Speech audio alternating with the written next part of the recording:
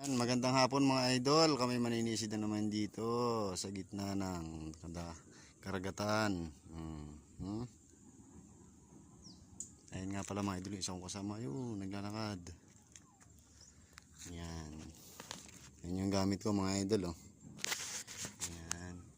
Yan mga idol, maninisid muna si idol ninyo. Siya nga pala mga idol, may nakita ako dito sa may tabing dagat. Ano kaya nag-itlog dito? May itlog ako nakita. Pero itlog ito ng ibon. Hindi naman malayo eh. Nasa butas siya. Yun. Ay tatlong itlog mga idol oh. Tatlo. Hindi natin kukunin, kawawa naman, bagay na pisa. Kawawa pati inahin, mauulila agad sa anak. Baka mag-iyak. Yan. Nandun siya idol Yan, thank you mga idol.